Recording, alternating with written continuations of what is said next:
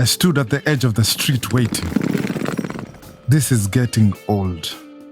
She was late again. I mean, I was so tense that I didn't even notice the chaos that was all around me. I was standing on a busy street. The sun was hot. Mid-morning traffic. I glanced at my watch one more time. I'm telling you, I'd counted at least 20 different types of cars just waiting. This is getting so old. Then out of the corner of the street, she appeared.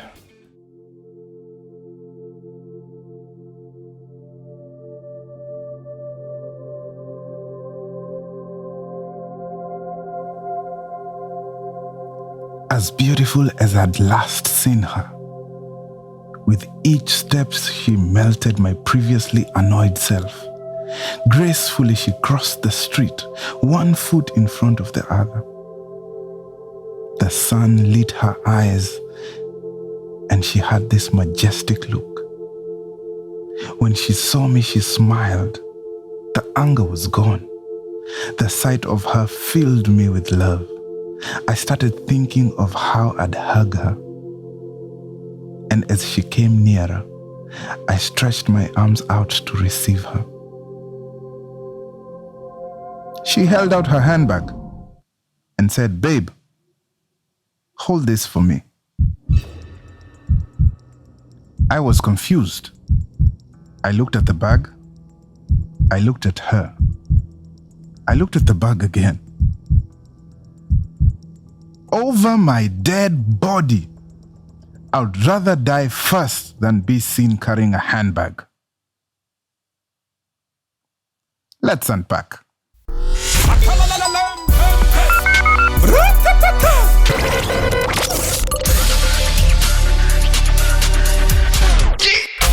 Hey guys, welcome to the Shujaa Podcast, where we talk about all matters men. I am your host, KJ Mwangi, and all the other things that I usually say. Top of the list, disciple of Christ, a husband. A husband has got to be like just under God. Then all the other things, brother, friend, son, all those things, I'm all that. So, hey, we've been talking about identity of a man, or definition of a man, and where a man gets his identity and where he gets to know who he is and the things that make up his identity and stuff like that. And we're exploring what that means to a man. Now, today I have a guest with me. He's a dear brother. We've gotten to know each other maybe in the last couple of months, but it feels like we've known each other for such a long time. He's a good sport, very nice conversant. We can have very meaningful conversation with him, and that is why he's on this podcast. Join me in welcoming none other than Paul Okello. Welcome to the podcast, man. Looking forward to having, like you say, good conversation in this podcast. Karibu sana. So first and foremost, thank you, Lord, for the gift of life. We thank you for who you are. Thank you for this opportunity for us to just discuss matters that we think appertain to men, but you're showing us that they deal with so much more. Father, I pray that as we have this conversation about social norms and social roles, that you may open up our minds, that we may see what it is that you've prepared. To the listener who is listening, I pray, dear Lord, that you may meet them at their points of need. We are your instruments. Be glorified. In Jesus' name. How's the family in this COVID situation? I know there's a lot that is happening. How's the family, man? Oh, the family is well. We are dealing with the VLE. Actually, that's what I'm just from dealing with. My son is having real trouble concentrating. That is a virtual learning on a computer. Yeah. Yes. That is something else, man. How does it feel to be a teacher? Now, that is a point I wanted to say. You realize that, one, hands up for the teachers. If you could tip them now is a good time to tip them. And two, of course, COVID has changed everything. And we actually just had a discussion with my wife just now and said, it is so important for us as parents to be there when they're learning. But it is also very difficult. And you have to juggle in between giving, like I was giving him, or reiterating the task he's been given to do, and making sure he does it. Then I have to come back and make sure he did it and all of that. So COVID has presented us with opportunities to chomoa our teaching skills, if we had any. How is it comparing systems? Like going by what it is that your son is learning versus what it is that you learned. And that's the other thing. My daughter is older, so she understands this different system, and I have to depend a lot on her to explain a lot of things for my son, because half of the time I try to explain and he cannot understand what I'm saying, being that I'm from the 844 system. So that difficulty is there. And the fact that we have to teach things, we did something with him about Mona Lisa. And there was a question about, can you write about the character of this portrait? Man, this is a year 4 boy. How do you, I had to Google what's a character of a portrait. I had to ask my daughter. We came up with something eventually, but that's difficult. I remember also having been in the 844 system. I remember, I think it was in literature, fasihi in Kiswahili for those guys, where you'd be told, analyze what the author was thinking when writing this particular passage. And anyway, that is actually, it's actually interesting that you bring up schooling, because that's really one of the things that we're going to discuss. And we're talking about man and social roles. Yes. And that is a subcomponent of the bigger discussion around definition of a man. One of the things that I'm trying to ask my guest first and foremost after I find out how the family is doing is, who are you? Yeah. I know we spoke in preparation for this a bit before. And I told you I think I was overthinking it. Yes. I've never been to a podcast before, so well, you're doing well so far. You actually walked me through, how to take this very well.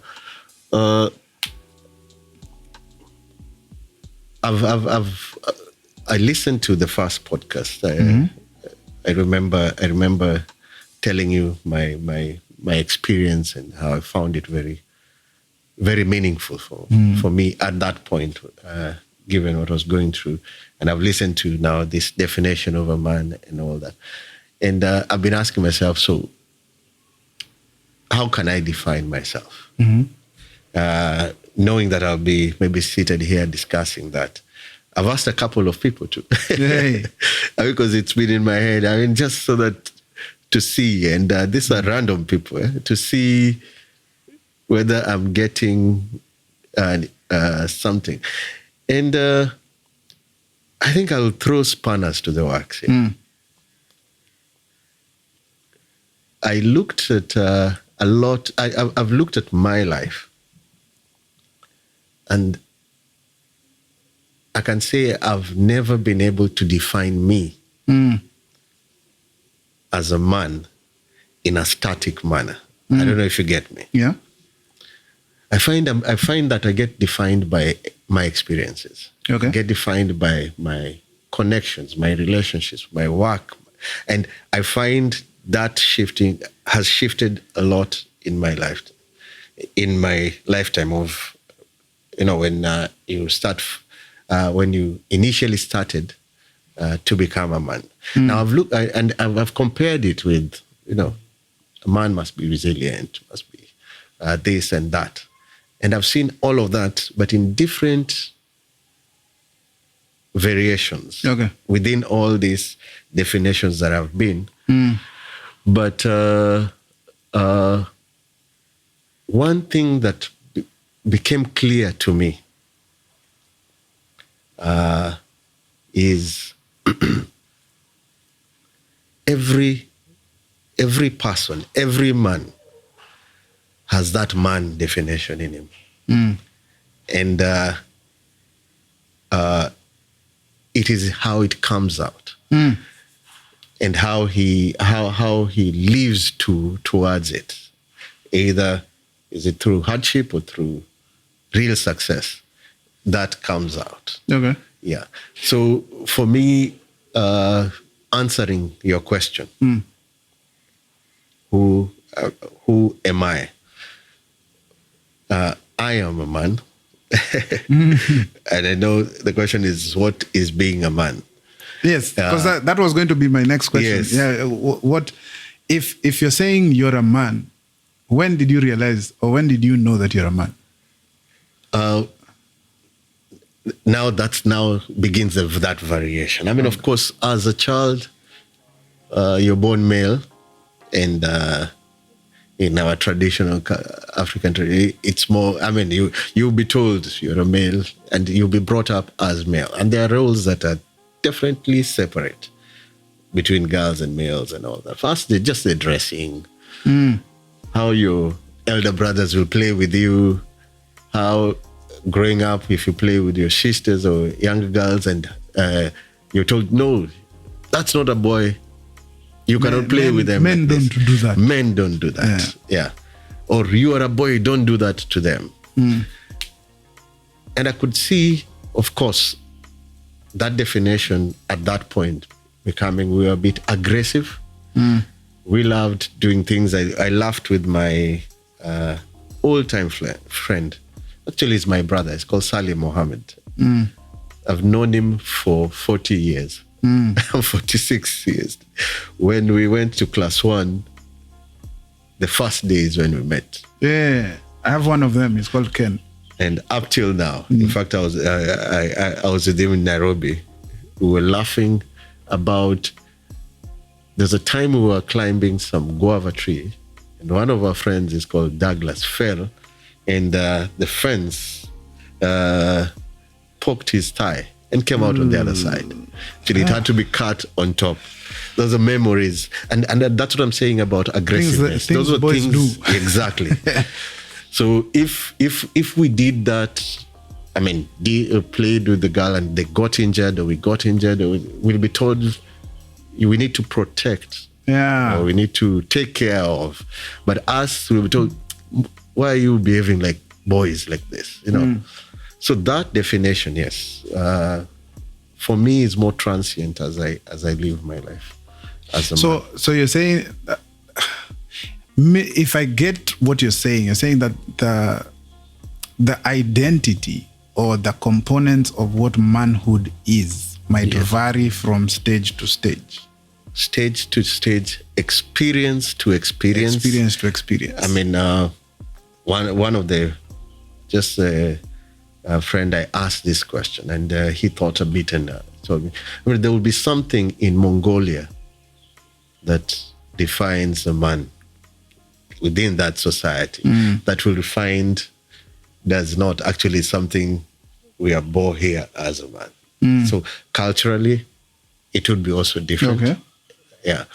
So when in coming out to talk, hopefully to many men, I felt like if I restricted myself, or if we restrict ourselves to certain things, then we'll be denying, quote unquote, the universal definition of who a man is, and that has played in my life in this way.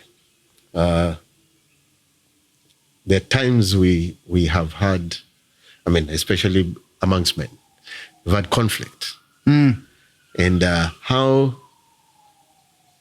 I would choose to handle that conflict is different from another man. And I've seen it so clearly many times. And there would be people who will say, and we laughed about it, and say, come on, be a man and do this. But later, looking at that and how the guy we were telling be a man and do this actually was right.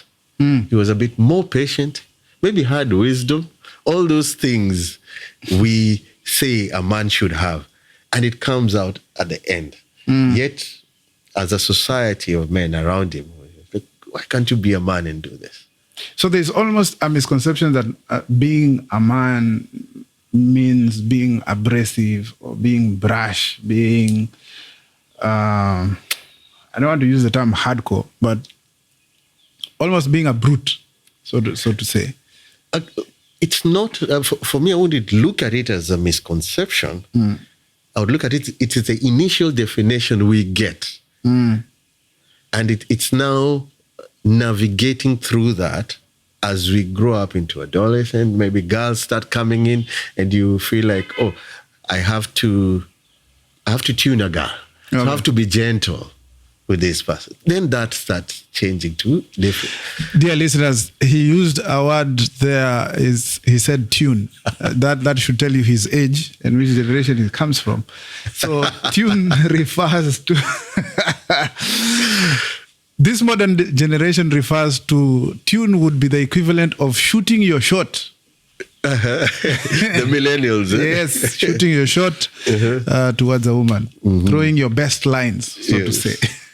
Kutupa mistari. Yes, that's what tuning means. Yeah. So you'd find as young boys being very aggressive or playing aggressive games, and as now the element of the girl comes in, or whatever age, the teenage age, you find now there is now the balancing of the bruteness with being a nice person. Or whatever it is that would bring now this girl over. Then it moves to other things. It moves to patience when you go to, you're having your own child, or it for me, I find there's such a transient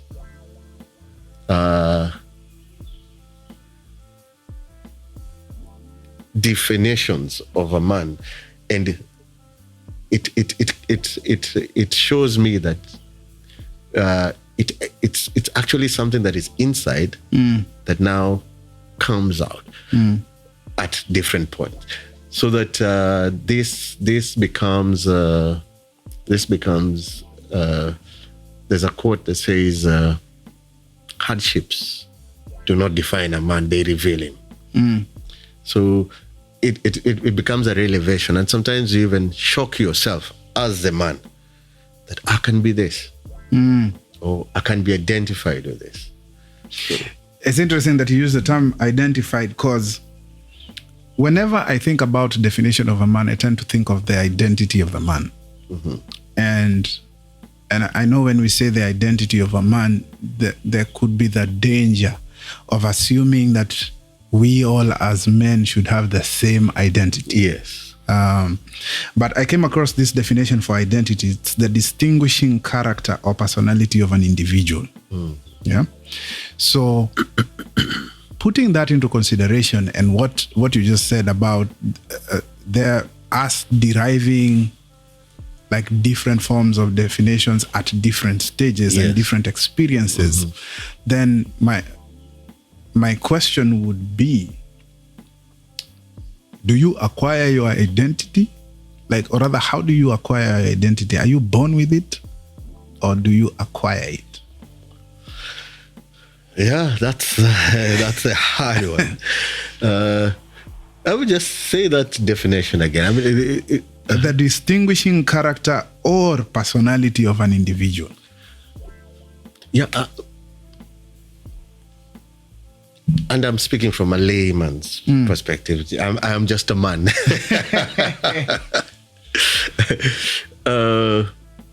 And I'm interested in your thoughts. Yes. Exactly. And that's it. Would I acquire a characteristics that now identify me? I would say yes. And it's like it's like a seed. Mm. I mean, if I showed you an exotic tree like casuarina, most people have not seen a seed of a tree, like, not a fruit tree. I mean, you would not see the tree in it. It's actually, it actually comes like a powder. But when you plant it, it grows up to a tree. And that's what I was saying. Why I'm saying that is if we all have the man in us, then the characteristic becomes like the form of growth that can be visibly seen outside there. So that it straddles between, did I acquire it or was it in me?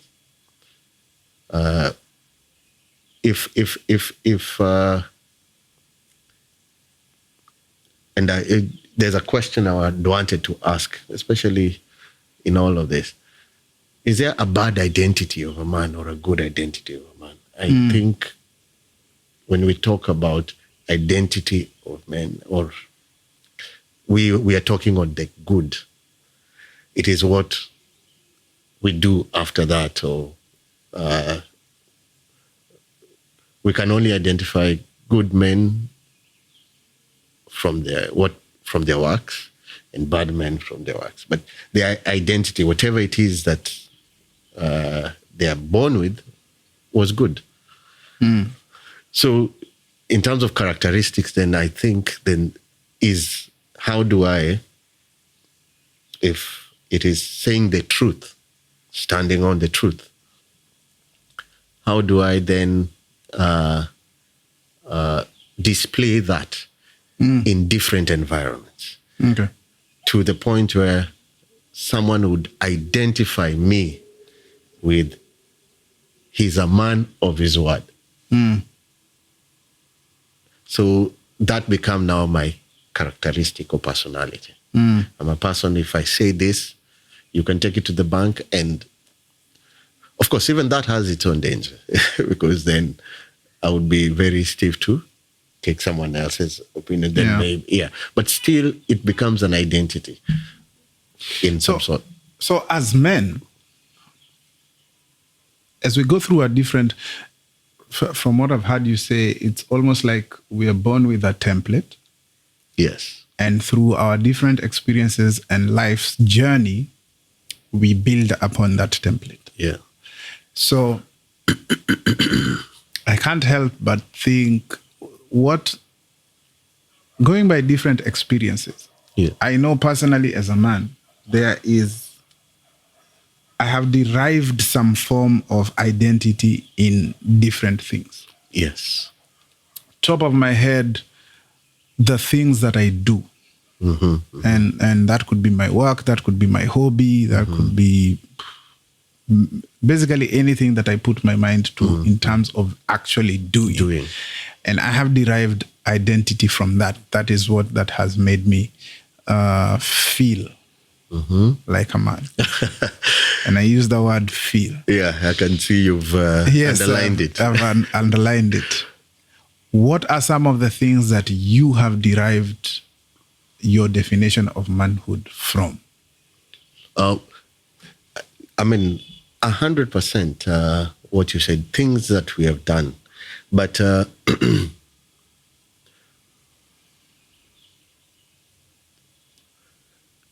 society plays a big, big role. I mean, we were talking about COVID and school. I was giving you my experience with my son. And when we were discussing this, I was asking myself, I mean, you could see him struggle. Yeah. But I will put it in him that this is important, and you need to go to school. And now we're just talking about this period. You need to be able to have caught up with class and all that. And a lot of things that we do are also influenced by things we were asked to do without wanting to do. Then you and this for men and for just generally human beings, you have a career, and it defines you because you are working towards a certain end. Mainly is to provide for your family and to provide the things that you want for your, in your life as a dream. And that also defines a person totally. But then the question I had when you said that was, or rather something I wanted to add, I don't know whether it's I think in a question.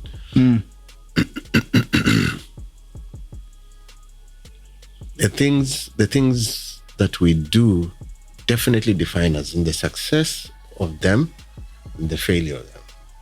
Because I think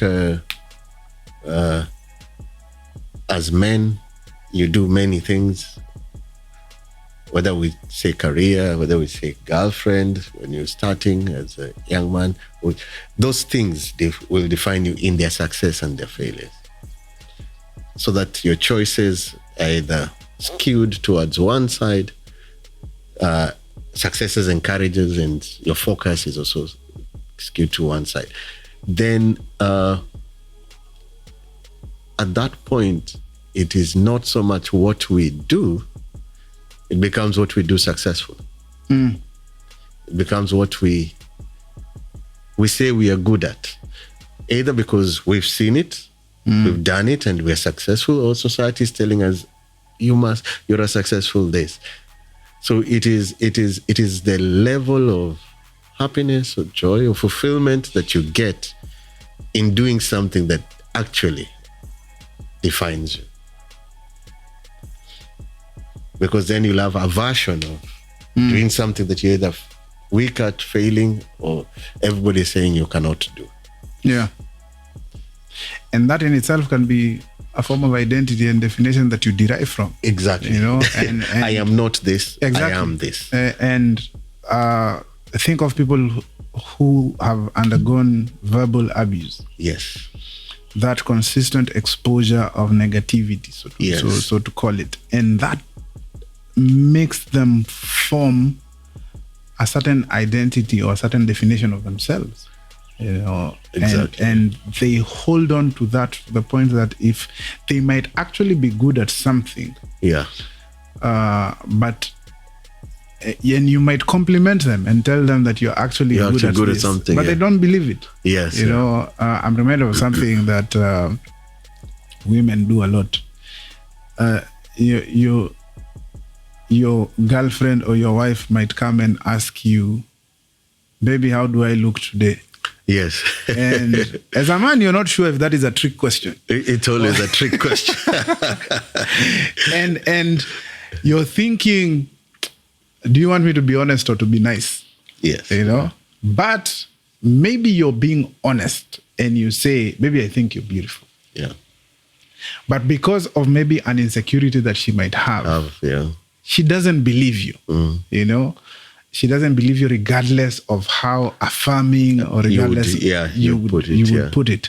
And there's something that you said about society and societal norms or social norms, which is in essence what we're going to discuss. Yes. Let me read you a quote by William Shakespeare.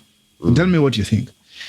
William Shakespeare said this: "All the worlds are a stage, and all the men and women are merely players. They have their exits and they have their entrances, and one man in his time plays many parts." What do you think about that? That was in response to society. To society, yes. Yeah. And I find it interesting because it actually brings up what we've been talking about. There are very many things in society, many times, many experiences that would affect a man. But I think the central thing that And I think sometimes we just need to go back to the basic. Yeah. Oops, sorry. And say a man is a human being. And I like the play on words on human being. Just be human. It's being human. And being does not, it's not something you have to work at. It's something you just be. And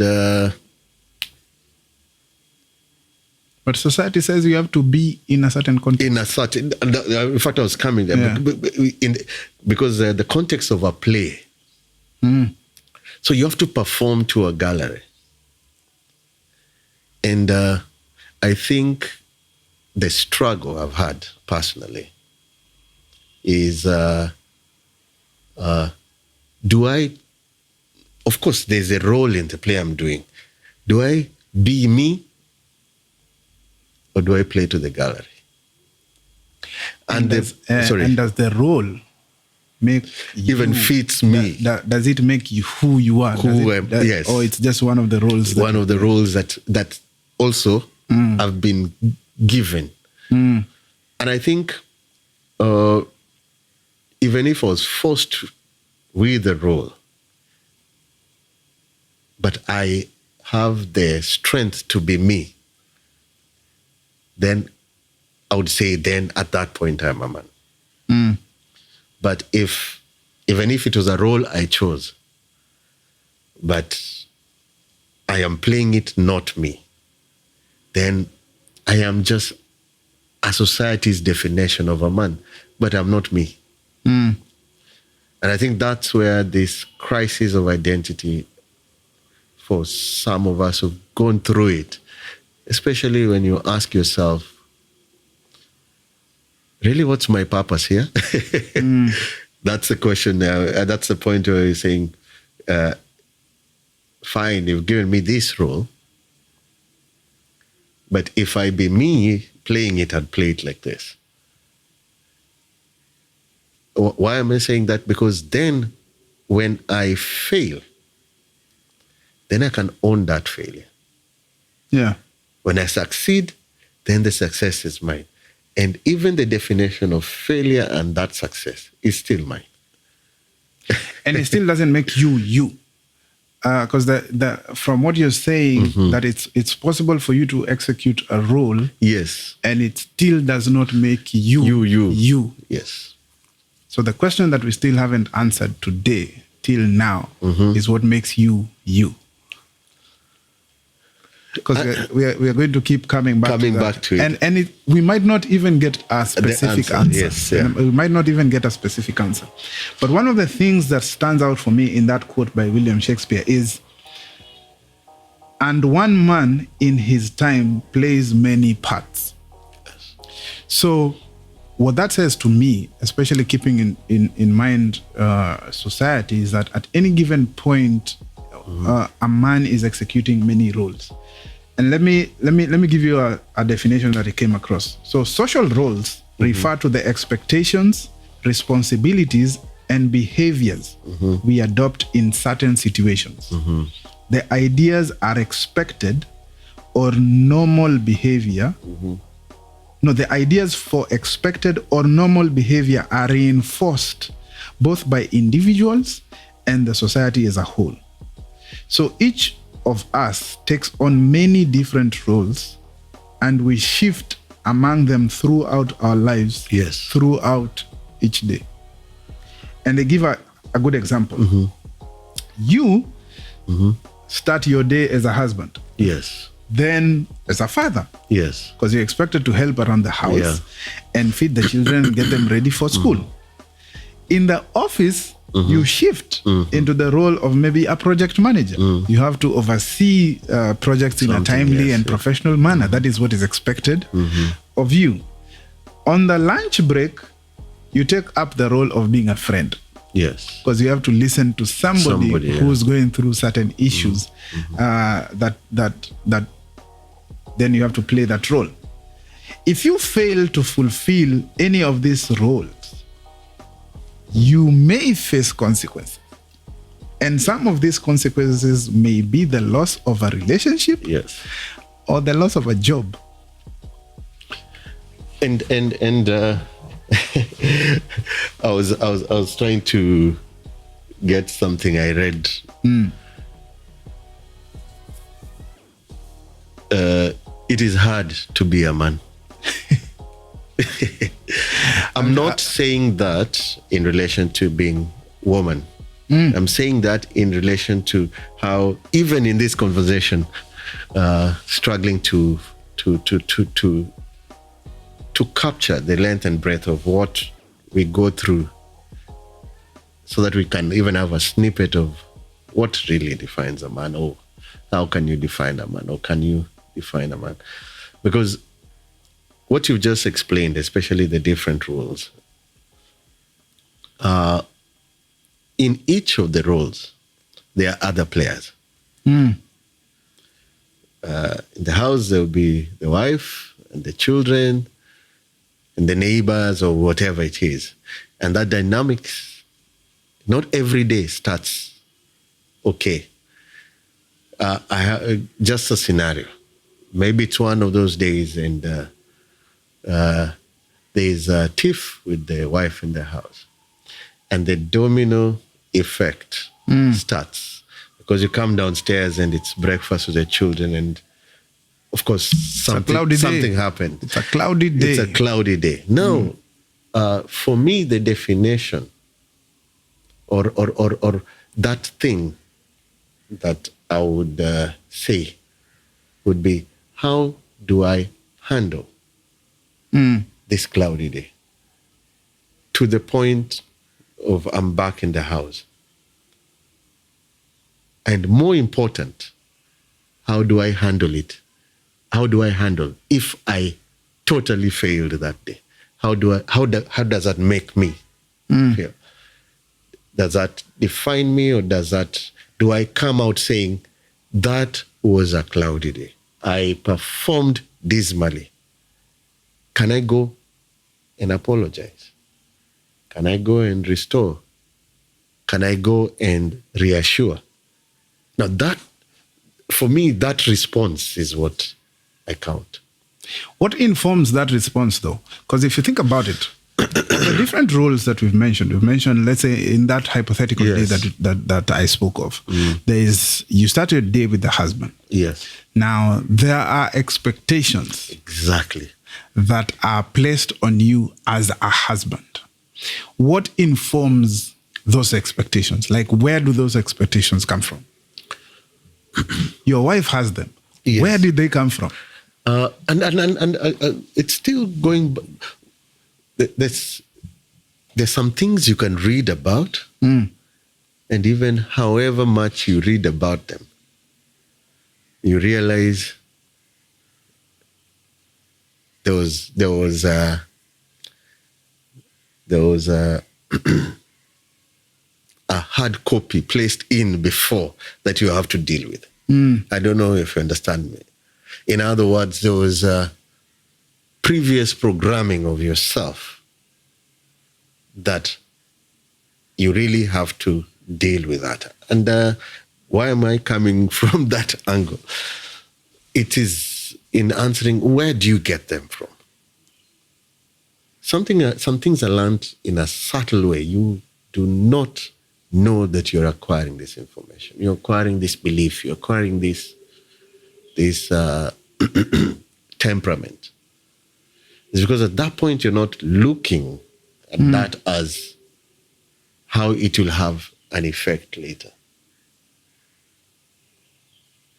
So that you're learning to be a father, seeing your father bringing you up. Yeah.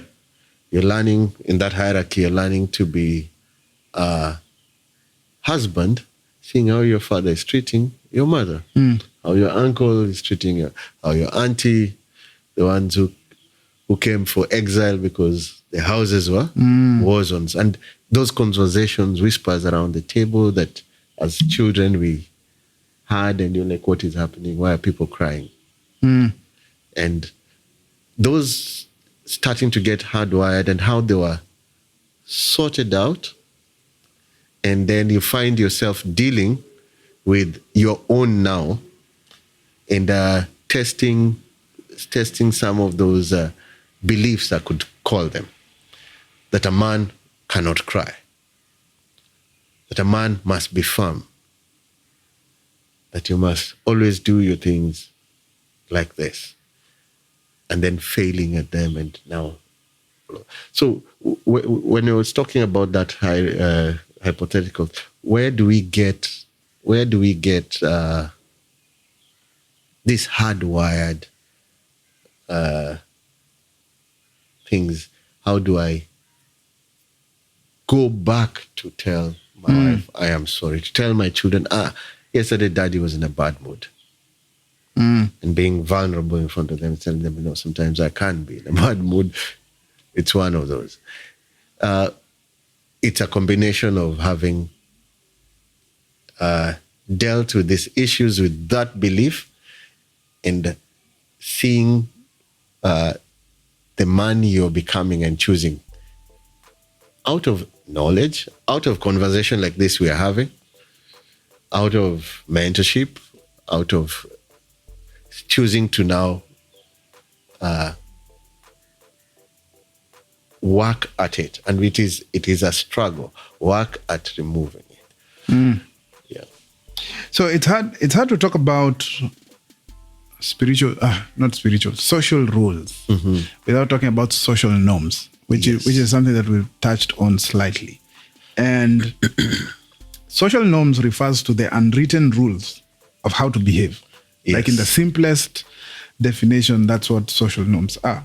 They provide us with an expected idea of how to behave in a particular social group, in a particular scenario, or in a particular culture.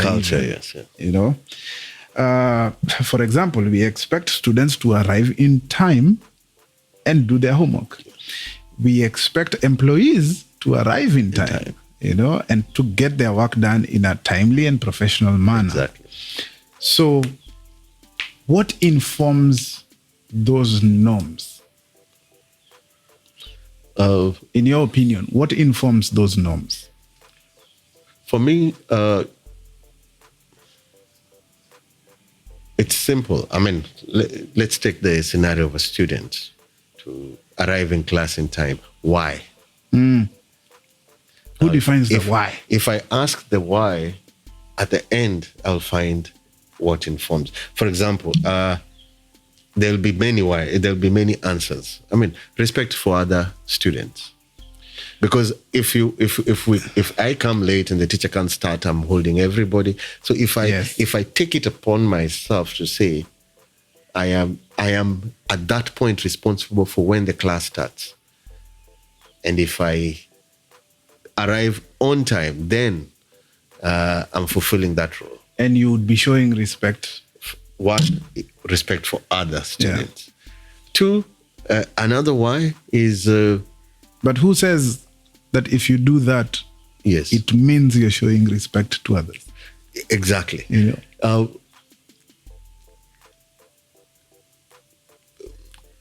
If, for example, in an organized environment, someone can...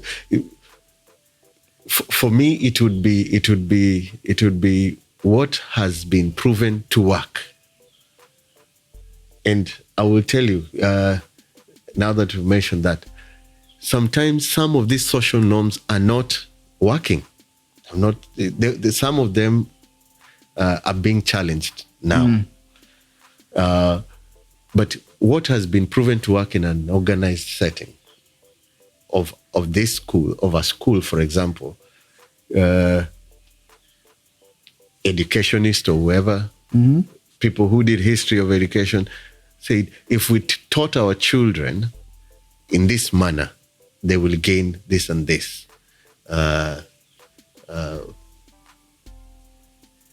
will gain this and this. And it goes back to, is it universal laws? I mean, the 10 Commandments, do not kill. respect your father. It gets to that basic. And the assumption is that is also taught within families. As a child is growing, learn to share, learn to look after your sister, your brother, learn to work within an environment with people. And when they go to school and find that happening, there's a okay transition. But, and we know for a fact, especially now that families have become smaller, it's more nucleus. That is not happening in every family. There are challenges of single parenthood, the challenges of a bigger challenge. Traditionally, we never had things like children being orphaned because you were part of a community. But now, literally, people bringing themselves up is happening. So those are now things that are challenging some of the social norms. It was expected that any and every child came from an okay family when these social norms were made and had certain things taught to them. But then now some children are coming not knowing a few things. When we've gotten teachers having problems talking about the family, and people are drawing a family with many people, and one child feels like, wow, mine is not a family. I was talking to a friend of mine, and they told me that, and I asked them the same question, and they told me that, in their opinion, there's two things that inform social norms, Yes. and that would be the society's system and the presence or lack of faith. So the system would be sort of like what we live in. Like, we live in a patriarchal society. Yes. So that informs a lot of social norms. And that also, to an extent, informs a lot of even the law of the land. Yes. That we would so fall back on. Then we have faith. Faith also informs quite a huge amount of social norms. Exactly. And even the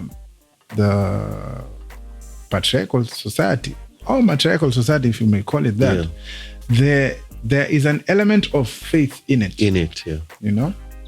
So faith plays a very big role, because it starts at the family. It starts when you're a baby, and people will be praying over dinner. People will go to church, and that becomes your society even before school. You're a man, you're expected to do this because this and this, and the Bible says. The Bible says, and all that, and I think when we say society, faith is a big part of that. When you're talking about the norms, because when I mentioned the Ten Commandments, everybody knows that most laws will be based on what we believe in as good for all humans, which is actually faith. It's faith-based. Because if you steal as a thief, so societal norm is you should not steal, but it's being taught at home in terms of faith and all that. But when you go, it doesn't mean we do not have thieves now. People who blatantly know that that's what they do, but they know they're operating against the norm of society. And that's when they hide. Yes. And we would be comfortable to say then that that now defines or gives people identity. Like we've just said, that's a thief, that's a politician, that's, because that now societal norms will give us those identity that now we see in society. And that brings us to the end of this episode. Hey, thank you so much for tuning in. Please don't forget to check us out on our social media at Shujaa Podcast on Twitter, Instagram, and Facebook. And you can also find us on www.shujaapodcast.com. If you have any question, please drop that question on any of our social media platforms, or you can email me at kelvin@shujaapodcast.com. That's kelvin@shujaapodcast.com. I know you're wondering how this conversation ended. Stay tuned for the next episode. And our mid-conversation benediction comes from Romans chapter 8, verses 38 to 39. For I am sure that neither death, nor life, nor angels, nor rulers, nor things present, nor things to come, nor powers, nor height, nor depth, nor anything else in all creation will be able to separate us from the love of God in Christ Jesus our Lord. Peace! Catch you guys in the next one.